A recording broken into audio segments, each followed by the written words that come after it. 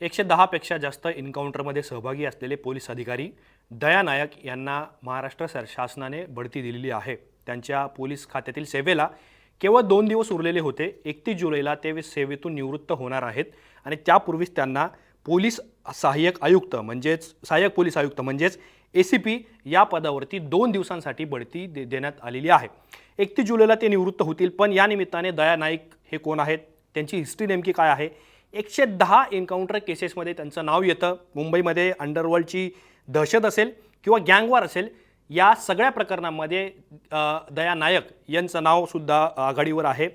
मागच्या काही काळामध्ये सैफ अली खान याच्यावरती जो चाकू हल्ला झालेला होता, त्यावेळेस सैफ अली खानच्या घराच्या खाली तुम्ही दया नायक याला पाहिलेलं होतं। बाबा सिद्दीकींची ज्यावेळेला हत्या झाली, त्या बाबा सिद्दीकींच्या हत्येचा तपास करताना सुद्धा तुम्ही दया नायक यांना पाहिलेलं आहे। पण आता त्यांची बढती मिळाली आहे, त्यांची निवृत्ती होणार आहे। या निमित्ताने दया नायक नेमके कोण आहेत, त्यांच्यावरती कुठल्या कुठल्या प्रकारचे आरोप झाले, त्यांची पोलीस कारकीर्द आतापर्यंत कशी राहिलेली आहे, त्यांचे गाजलेले एन्काउंटर कोणते आहे, अशी कुठली प्रकरणं आहेत किंवा त्यांनी अशी कुठली कामगिरी केली ज्याची चर्चा केवळ मुंबई, महाराष्ट्र, भारतच नाही तर जगभरात सुद्धा झाली, ते सुद्धा आपल्याला समजून घ्यायचं आहे।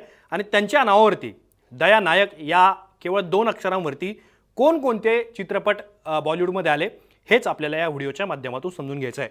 नमस्कार, मी आतिक आणि मुंबई तकमध्ये तुम्हा सर्वांचं स्वागत आहे। तर सर्वात पहिलं, दया नायक आहेत नेमके तरी कोण? दया नायक यांचा जन्म कर्नाटकातल्या उडुपी जिल्ह्यामध्ये झालेला होता। येनेहोले हे त्यांचं मूळ गाव आहे। याच गावामध्ये त्यांनी त्यांचं बालपण गेलं।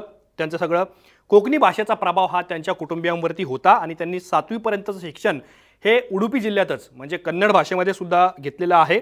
1979 मध्ये नायक कुटुंबीय उडुपी जिल्हा सोडून मुंबईमध्ये येतं आणि त्यावेळेला दया म्हणजे त्यावेळेस ते छोटे होते, ते सुद्धा मुंबईत आले आणि मुंबईत आल्यानंतर त्यांचं कुटुंब उदरनिर्वाहासाठी काम करायचे, म्हणजे त्यांचे वडील। त्यावेळेला त्यांनी शिक्षणाला आपल्याला पैसे काही मिळावेत म्हणून त्यांनी हॉटेलमध्ये वेटरिंगचं काम केलं। त्याचबरोबर 3000 रुपये त्यांना महिन्याकाठी मिळायचे म्हणून त्यांनी प्लंबरचं कामसुद्धा केलेलं होतं। गोरेगावमध्ये महानगरपालिकेची शाळा आहे, तिथे त्यांनी 12वी पर्यंतचं शिक्षण घेतलं आणि CES हे जे कॉलेज आहे अंधेरीमध्ये, तिथे त्यांनी पदवीपर्यंतचं शिक्षण हे पूर्ण केलेलं आहे। आता आपण सारासार विचार केला की दया नायक कुठले आहेत, त्यांचं कुटुंब उडुपीमध्ये होतं, तिथून ते मुंबईत आले, मग त्यांच्या कुटुंबियाने उदरनिर्वाहासाठी काय छोटं मोठं काम करायला सुरुवात केली, मग त्यावेळेला त्यांचं बालपण, शिक्षण, अशा गोष्टींचा आपण साधारण आढावा घेतला। पण पोलीस खात्यामध्ये दया नायक यांची एंट्री कुठून झाली? तर 1995 मध्ये MPSCची परीक्षा दया नायक देतात, परीक्षा होते, ते पाससुद्धा होतात आणि पहिल्यांदा 1995 मध्ये ते MPSC पास होतात आणि थेट पोलीस उपनिरीक्षक हे पद त्यांना मिळतं। खऱ्या अर्थाने दया नायक यांच्या पोलिसी कारकिर्दीची किंवा त्यांच्या प्रोफेशनल कारकिर्दीची ही मोठी आणि पहिली सुरुवात होती। सगळ्यात इंटरेस्टिंग गोष्ट काय माहिती आहे की ज्यावेळेला दया नायक हे PSI झाले, त्यावेळेला त्यांना पोस्टिंग कुठे मिळाली? तर पोस्टिंग मुंबईच्या उच्चभ्रू भाग असलेला जुहू पोलीस ठाणा इथे त्यांची पोस्टिंग झाली आणि पुढे सुद्धा याचे उल्लेख येतीलच। आणि ज्या वेळेला जुहू पोलीस ठाण्यात ते काम करत असताना त्यांची ओळख झाली प्रदीप शर्मा यांच्याशी। आता प्रदीप शर्मा तुम्ही म्हणताल कोण, तर त्यांनी आता विधानसभेची निवडणूक सुद्धा मागच्या काही काळामध्ये लढवली। प्रदीप शर्मा हे मुंबईतले मोठे एन्काउंटर स्पेशलिस्ट मानले जातात, त्यांच्यासोबत त्यांची ओळख झाली। अनेक प्रकारे दया नाईक प्लस प्रदीप शर्मा असं काहीचं समीकरण मुंबईमध्ये निर्माण झालं आणि त्यांची जी क्षमता आहे दया नायक यांची तपास करण्याची, गुन्ह्याला हाताळण्याची किंवा आरोपींना पकडण्याची, ती क्षमता प्रदीप शर्मा यांनी ओळखली आणि दोघांनी मिळून अनेक गुन्हेगारांना अटका केल्या, त्यांच्या मुसक्या आवळल्या किंवा त्यांचं साम्राज्य उद्ध्वस्त केलं। दया नायक यांचं जी कामाची पद्धत होती आणि त्यातून त्यांना जे यश मिळत होतं त्याचं ते पाहून वरिष्ठांनी त्यांना जुहू पोलीस ठाण्यामध्ये एक वेगळं कॅबिनसुद्धा दिलं, त्यांची स्वतःची एक यंत्रणासुद्धा निर्माण झाली आणि 1995 पासून मी जसा जसा उल्लेख करत जाईल तसा दया नायक यांनी महाराष्ट्रामध्ये किंवा देशभरामध्ये त्यांचं एक स्वतःचं वैयक्तिक नेटवर्क तयार केलेलं होतं आणि त्या नेटवर्कचा त्यांना प्रचंड फायदा व्हायचा। मग अंडरवर्ल्डला त्यांनी केलेलं उद्ध्वस्त असेल किंवा गुन्हेगारी टोळ्या असतील, या सगळ्या आरोपींचा किंवा गुन्हेगारीचा नायनाट करण्यासाठी त्या नेटवर्कचा त्यांना मोठा फायदा झालेला होता आणि त्यांच्याच नेटवर्कचा फायदा घेण्यासाठी महाराष्ट्र सरकारने त्यांना ATS मध्ये सुद्धा घेतलेलं होतं। ATS मध्ये त्यांनी 3 वर्ष सेवा केली। 2012 मध्ये ते अतिरिक्त पोलीस आयुक्त झाले आणि ह्या 2014 मध्ये ते पोलीस विभागातून निलंबित झाले। म्हणजे आता मी तुम्हाला आतापर्यंत जो सगळा प्रवास सांगितला हा दया नायक यांच्या एक प्रकारे त्यांच्या कारकिर्दीची चढता आलेख होता आपण असं म्हणूयात, किंवा त्यांचं एक प्रकारे आपण म्हणूयात की त्यांची सेवा सुरू होत होती, ते यशाच्या शिखरावर पोहोचत होते. पण त्यांचा डाऊनफॉल कुठून झाला, तर ज्या वेळेला 2014 त्यांना पोलीस खात्यातून निलंबित करण्यात आलं, 2016 त्यांना पुन्हा घेण्यात आलं आणि आता सैफ अली खान आणि बाबा सिद्दीकी यांच्या 2 केसवरती ते काम करत आहेत. तर त्यांचा डाऊनफॉल सुरू होतो तो त्यांच्यावरती पहिल्यांदा ज्यावेळेस आरोप झाले, मग ते आरोप कसले झाले होते, तर अनेक आरोप त्यांच्यावरती आहे, पण महत्त्वाच्या आरोपांवरती आपल्याला नजर टाकायची आहे. सगळ्यात पहिला आरोप होता की दया नायक यांचा अंडरवर्ल्डशी संबंध आहे, गुंडांशी त्यांचे संबंध आहेत आणि त्यांचा वापर करून त्यांनी बेहिशोबी मालमत्ता जमवलेली आहे. मुंबईमध्ये त्यांनी खंडणी गोळ्या केल्या आणि त्याचबरोबर अंडरवर्ल्डचे जे गुंड आहेत त्यांच्याशी ते सातत्याने बोलतात, त्यांचे संबंध राखून येत, असे आरोप त्यांच्यावरती झाले.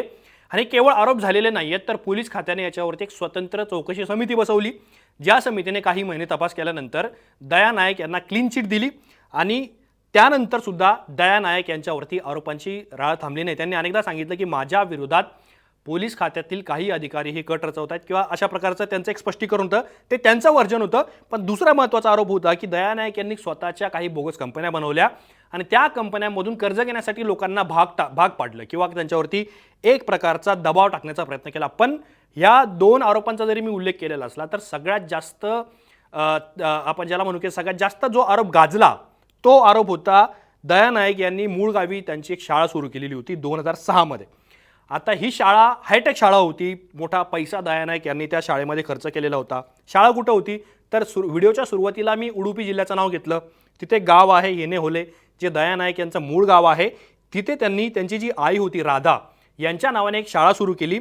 या शाळेसाठी त्यांनी मोठा पैसा खर्च केलेला होता आणि एका बाजूला कर्नाटक सरकारची त्या शाळेला मान्यता मिळालेली नव्हती. पण वाद तेव्हा सुरू झाला ज्यावेळेला अमिताभ बच्चन, आफताब शिवदासानी, सुनील शेट्टी हे बॉलिवूडमधले मोठे अभिनेते त्या शाळेच्या उद्घाटनासाठी पोहोचले आणि साहजिकच अनेक लोकांनी प्रश्न उपस्थित केला की एक साधा पोलीस अधिकारी जो जुहूच्या पोलीस ठाण्यामध्ये काम करतो, तो त्याच्या पगारावरती एवढी मोठी शाळा कशी काय बनवू शकतो किंवा एवढा पैसा तो कुठून आणू शकतो. मग पुन्हा एकदा दया नायक यांच्यावरती चौकशी बसली, त्यांच्यावर आरोप झाला की त्यांनी पोलीस अधिकारी या पदाचा गैरवापर केला, बेनामी माया जमवली, शाळेसाठी त्यांनी मुंबईतल्या व्यापाऱ्यांकडून पैसे वसूल केले, खंडणीची प्रकरण आहेत का, असा सुद्धा सवाल उपस्थित करण्यात आला. आणि याच वेळेला अँटी करप्शन ब्युरो म्हणजेच ACBने या प्रकरणाची चौकशी सुरू केली आणि इथूनच खरं तर दया नायक हे बॅकफुटला गेल्याचं पाहायला मिळालं, कारण ते काही काळ मुंबईमधून अंडरग्राऊंड झालेले होते. त्यांच्या विरोधात एक अजामीनपात्र वॉरंट निघालं 2006. त्यांच्या पत्नीवर आणि त्यांच्यावर एक गुन्हासुद्धा दाखल झाला आणि त्यांना अटक झाल्यानंतर म्हणजे त्यांना अटकसुद्धा झालेली या प्रकरणात 26 दिवसांचा तुरुंगवास हा दया नायक यांना भोगावा लागला. सगळ्यात पुढचा महत्त्वाचा अजून एक आरोप आहे. 2008 सोहराबुद्दीन शेख एन्काउंटरमध्ये दया नायक यांचा सहभाग आहे असा आरोपसुद्धा झालेला होता. पत्रकार केतन तिरोडकर यांनी न्यायालयाला एक शपथपत्र सादर केलेलं होतं आणि त्यामध्ये त्यांनी गुजरात पोलिसांना काही रिसोर्सेस किंवा काही माहिती देण्यामध्ये त्यांनी पुढाकार घेतलेला होता असं त्यात सांगण्यात आलेलं होतं. आता बेकायदा संपत्ती असेल, सोहराबुद्दीन शेखचं एन्काउंटर असेल किंवा शाळेला लावलेला पैसा असेल किंवा अंडरवर्ल्डशी संबंध असतील, बोगस कंपन्यांतून लोकांना कर्ज घेण्यास भाग पडल्याचे आरोप असतील, हे सगळे आरोप आपण पाहिले. पण दया नाईक ही ओळख का निर्माण झाली, दया नाईक यांचे कुठले असे गाजलेले एन्काउंटर आहे ज्याची चर्चा आजसुद्धा सोशल मीडियावरती किंवा पोलीस खात्यातले अधिकारी खाजगीत आणि उघडपणे करत असतात. त्यातला पहिलं एन्काउंटर आहे छोटा राजन याच्या 2 गुंडांचा खात्मा. हा 1996 जुहूमध्ये करण्यात आलेला होता. म्हणजे 1995 त्यांची पोस्टिंग झाली आणि पुढच्याच वर्षी त्यांनी ज्या पोलीस ठाण्यामध्ये ते रुजू झाले तिथेच त्यांनी जुहूमध्ये छोटा राजन म्हणजे एकेकाळी त्याची मुंबईमध्ये मोठी दहशत होती, त्याच्या 2 लोकांचा एन्काउंटरमध्ये खात्मा केला. दुसरा महत्त्वाचा काय, 1999 ते 2003 या 3 ते 4 वर्षांच्या काळात त्यांनी दाऊद इब्राहिमच्या काही लोकांचा एन्काउंटर केलेला होता त्या सगळ्या काळामध्ये आणि त्यामध्ये दाऊद इब्राहिमचा भाऊ असल्याचं सुद्धा सांगण्यात येतं. लष्कर ए तोयबाचे काही दहशतवादी आणि स्लीपर सेल हे मुंबईमध्ये ॲक्टिव्ह असल्याचं सांगितलं जातं. त्यावेळेला त्या सगळ्या अधिकाऱ्यांना शोधून स्वतःच्या नेटवर्कचा वापर करून दया नाईक यांनी संपवलं होतं, त्यांचा खात्मा केला होता अशी सुद्धा माहिती समोर येते. वेगळ्या पंजाबची मागणी करणाऱ्या ज्या संघटना आहेत म्हणजे त्यामध्ये खलिस्तानी संघटना असतील, या अतिरेक्यांचा सुद्धा बंदोबस्त करण्याचं काम हे दया नायक यांनी केलेलं होतं। त्यामध्ये एक खलिस्तानी संघटना होती तर एक बब्बर ए खालसा ही संघटना सुद्धा तुम्हाला कदाचित माहिती असेल। या अतिरेक्यांच्या सुद्धा मुसक्या दया नायक यांनी आवळल्या, तसे रिपोर्ट सुद्धा माध्यमामध्ये समोर आलेले होते। आणि सध्या अत्यंत गाजलेला विषय जो आहे कंधार हायजॅक, म्हणजे एक नेपाळहून दिल्लीला येणारे विमान IC-814 हे हायजॅक करून अफगाणिस्तानमध्ये उतरवण्यात आलं कंधारला। त्या विमानामध्ये कुठले हायजॅकर्स आहेत याची लीड ही दया नायक यांना मिळालेली होती। म्हणजे तुम्ही विचार करा, मगासपासून मी जे सांगतोय की दया नायक यांचं नेटवर्क किती मोठं होतं याचा अंदाज आपल्याला याच्यावरून येतो की एक भारतीय प्रवाशांचं विमान अपहरण झालं, ते बाहेरच्या देशामध्ये गेलं, त्यात कुठले लोक आहेत याची सुद्धा त्यांना लीड मिळालेली होती किंवा त्यांना माहिती मिळालेली होती। आता दया नायक यांच्यावरती कुठले कुठले चित्रपट आले तर दया नायक यांच्यावरती अब तक 56 हा चित्रपट तुम्हाला माहितीच असेल।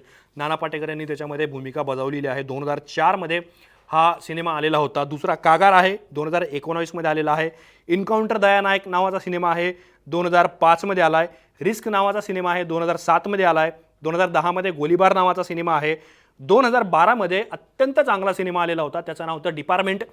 ह्याच्यामध्ये सुद्धा दया नायक याच्या कामाची झलक दिसून येते। अब तक 56 पार्ट 2 2015 मध्ये आला, म्हणजे हा नाना पाटेकर यांनी जो रोल केलेला पहिला सिनेमा होता 2004 मध्ये अब तक 56 याचा सिक्वेल होता, म्हणजे त्याचा पुढचा भाग होता हा अब तक 56 2 चित्रपट। म्हणजे जवळपास 7 ते 8 चित्रपट हे दया नायक यांच्या जीवनावर, त्यांच्या पोलिसी कारकिर्दीवर, त्यांनी केलेल्या एन्काउंटरवर किंवा त्यांनी एक प्रकारे केलेल्या ऑपरेशन्सवरती आलेत असं आपल्याला म्हणता येतील। पण साधारण आपण जर बघितलं तर त्यांच्यावरती आरोप कुठले झाले हे सुद्धा आपण पाहिलं, त्यांचे गाजलेले एन्काउंटर कुठले आहेत हे सुद्धा आपण पाहिलं, त्यांचं बालपण कसं कुठे कसं गेलं हे सुद्धा आपण पाहिलं।